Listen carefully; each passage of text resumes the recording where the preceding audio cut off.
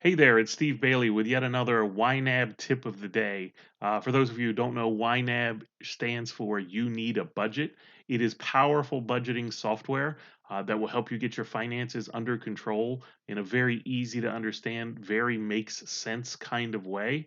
I've been using it religiously for the last 12 years and it has saved my financial life. If you're interested, there's a link below in the description. Give it a check out. Take a look at it. You get a free 34-day trial. They do 34 days because they want you to fully explore all the options and understand how everything works for free for 34 days, so you can get an entire month in, and then you can decide whether or not you want to move forward with it. So today we're going to talk about a confusing topic in YNAB, and that is what happens when you overspend a budget category for a particular month. How does that affect future months? So let's take a look at uh, what I've got set up here. So what I've done is I've created a brand new demo budget, and I created a checking account with a starting balance of $3,000, and I put it January 1st just so I could show you the flow of everything as it works month to month. Then I put in a paycheck on February 24th, and I picked the end of the month for a very specific reason.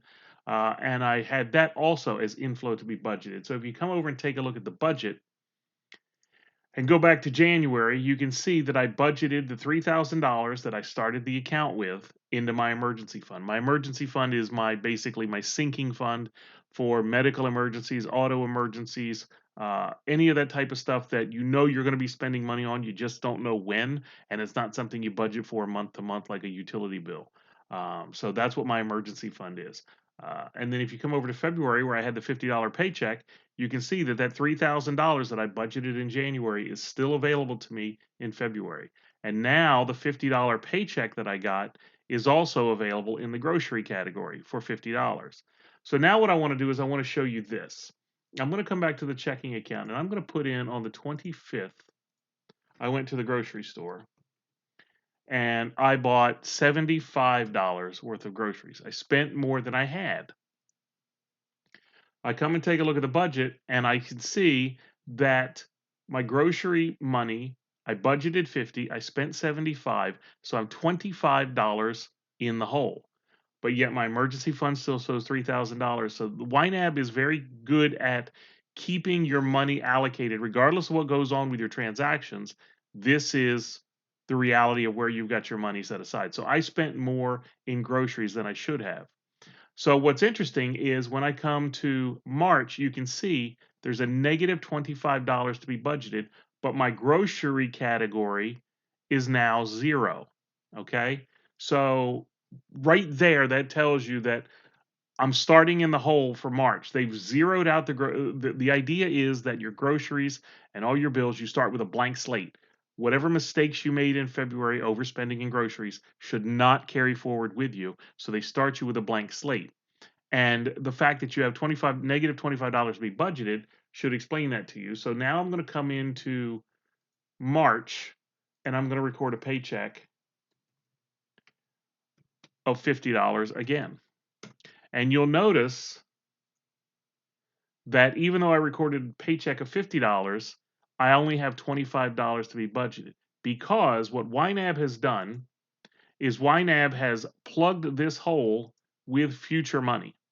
So that is officially how it works, and it's easy to see the way I had it figured. But now check this out. What if I didn't put this in?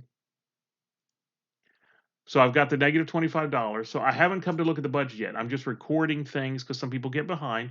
I'm just going to go in here and I'm going to record my paycheck. I haven't looked at the budget yet. And this is where people get confused. I'm going to put in $50 and they're going to come look at their budget and they're going to say, wait a minute, I just put in $50. Why do I only have $25 to spend? That tends to confuse people, but now that you've seen what's going on, you can understand why that happened. So let me show you the way that I handle this. And everyone does it differently, and that's one of the beauties of YNAB. You use it to fit your style. Here's what I do, because I often get this where I don't see the negative to be budgeted because I'm recording transactions that have happened in the past, and I don't get to see it until I flip over here. So here's what I will do. Before I record this paycheck, What I do is I go through the previous month when we're right up against the paycheck that's at the end of the month. I go through and I look for any categories that are in the negative. So in this case, this is in the negative $25. What I will do is I will take and I will click on this number and I will cover this with emergency fund.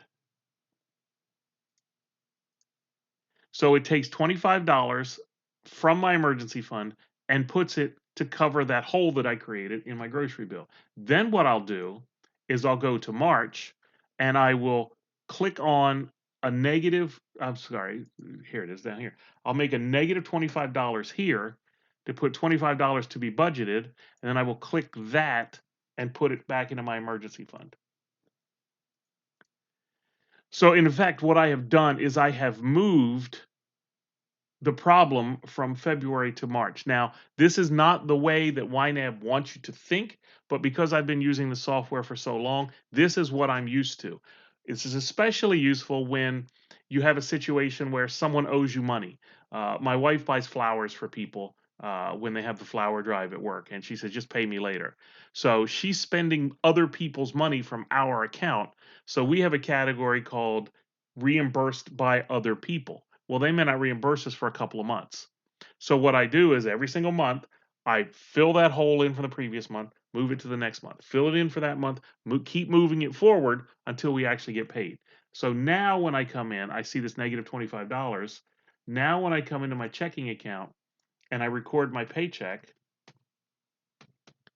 as a $50 inflow, what I will see is I have $50 to be budgeted. And the first thing I will do is I will click on this and I will plug that hole.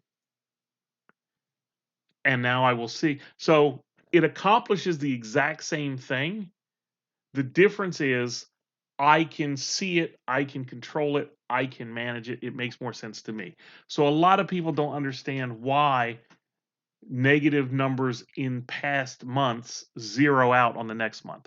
Hopefully that makes sense. Hopefully you understand why that's happening. If you have any questions, please leave them in the comments below. If you like this video and you want to see more of these, give me a thumbs up, leave a comment, let me know. It helps in YouTube metrics more than you could possibly know. Also, if you're interested, we have a Facebook group called Income Hackers, and the link is right there below in the video. You can come by, you can pay us a visit. We talk about all things income hacking, generating additional revenue, lowering our expenses, all kinds of stuff so that people can have a better quality of life, have more revenue, have more income without having to actually have a second job or any kind of craziness like that. So anyway, that's it. I hope this was helpful.